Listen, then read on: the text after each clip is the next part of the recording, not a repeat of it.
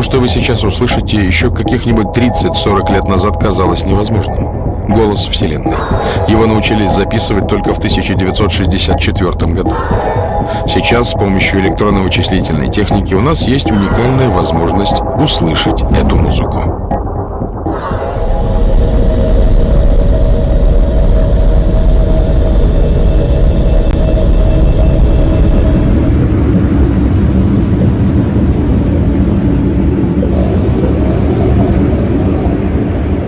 Так звучит планета Земля. Электромагнитные волны, которые она излучает, записали исследователи НАСА. Затем, с помощью вот такого прибора, они преобразовали электромагнитные волны в звуковые. В итоге получилась необычная музыка, которую запросто можно было бы использовать для научно-фантастических фильмов.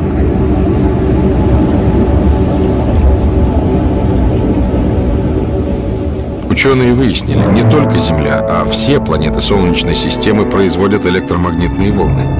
И если их преобразовать в звуковые, можно услышать мелодии различных планет.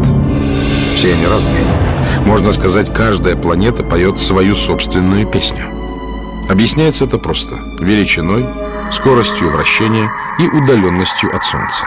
Например, Сатурн, наиболее далекая планета от Солнца, дает самый низкий звук.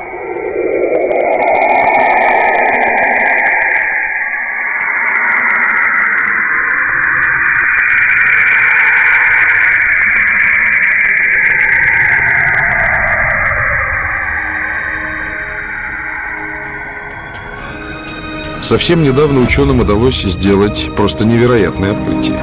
Оказывается, когда наша Вселенная была совсем молодой, она звучала, и звуки эти можно было слышать. Другими словами, космонавт, вышедший на орбиту, услышал бы невероятный космический оркестр. А все потому, что в ранней Вселенной никакого вакуума не было. Она была заполнена газом, в котором могли распространяться звуковые волны. Вот так наша Вселенная звучала, когда только зарождалась. И было ей 400 тысяч лет.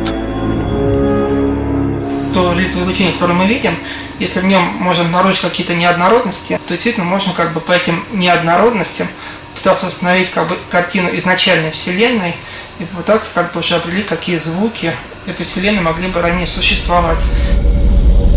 Самое удивительное, что звуки молодой Вселенной можно услышать и сегодня. Конечно, это лишь отголоски, так называемое реликтовое излучение. Волны, длина которых несколько миллиметров. По мере того, как Вселенная расширялась, менялись и звуковые волны. То есть в разное время она звучала по-разному. Таким вот образом мы сможем послушать и действительно вообразить себе, как будто мы слышим какую-то раннюю Вселенную, или слышим какой-то голос далекой галактики. Оказывается, поют не только планеты и звезды. В 2002 году ученые-астрофизики обнаружили в созвездии Персея поющую черную дыру. Правда, выводит она только одну ноту – си-бемоль. Эта нота длится уже 2,5 миллиарда лет.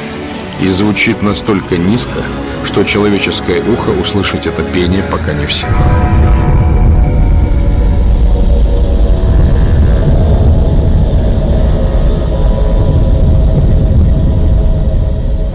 Некоторые исследователи считают, что мы улавливаем не только шум планет. В этом шуме есть голоса, принадлежащие обитателям других планет. Возможно, через электронные голоса им проще вступить с нами в контакт. Возможно, инопланетные существа просто не умеют говорить так, как это делаем мы. А чтобы сымитировать речь, они и используют электронные голоса. Разговор